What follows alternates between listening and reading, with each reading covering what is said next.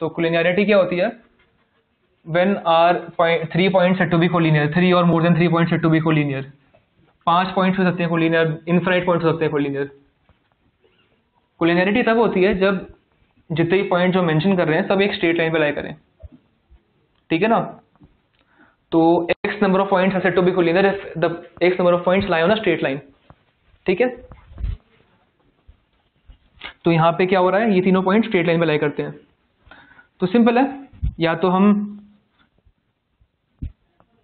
इनकी straight line की question लिखें, हमें 3 पॉइंट्स पता है, 2 पॉइंट्स पता है, तीसरा पॉइंट निकालना है जिसका एक कोऑर्डिनेट हमें पता है, ठीक है?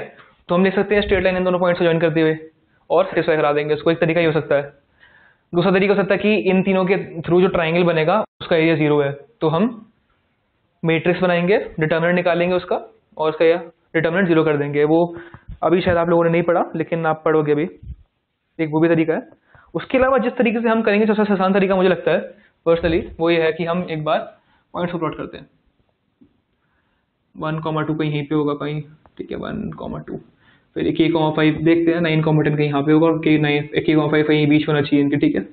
और स्ट्रेट लाइन 1,5, 9,10 और 1,2। सबसे सिंपल अप्रोच तो मुझे लगती है ये है कि बेसिकली सेम ही है, स्ट्रेट लाइन निकालना सेम बात ही पड़ेगी, लेकिन मैं ऐसे करता हूँ पर्सनली, ऐसे प्रेफर करता हूँ कि आप देख सकते हैं कि एक स्ट्रेट लाइन है, कोई नई बात नहीं है, तो है ना?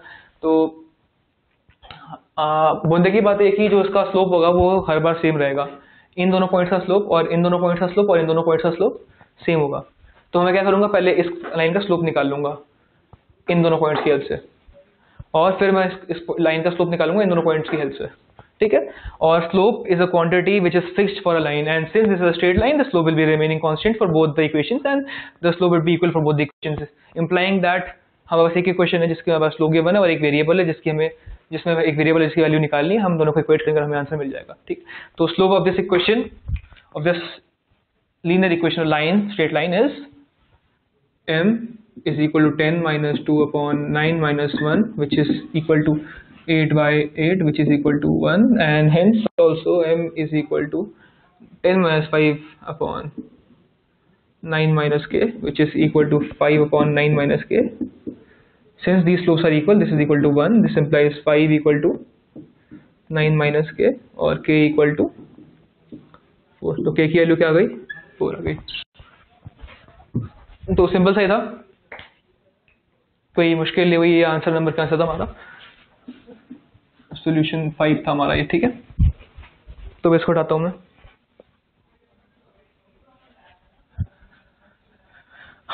भसड़ नहीं करेंगे, अच्छे से मिटाएंगे, अच्छे से करेंगे, समझाएंगे अच्छे से। भसड़ में चीज समझ नहीं आती है, ठीक है? तब तक मैं अगला क्वेश्चन पढ़ता हूँ आप लोग। Find the acute angle between x + y = 0 and y = 0। x + y = 0 plot करेंगे, y = 0 प्लॉट करेंगे, उन दोनों के बीच का एंगल निकालना है। y = 0 is as trivial as a straight line which is very commonly used by us, which is nothing but the x-axis, ठीक है? तो हम पहले डायग्राम बनाते हैं इसका, नीचे कर दिया। ओके, सो आंसर या सॉल्यूशन 6, ठीक है? हो गया 1।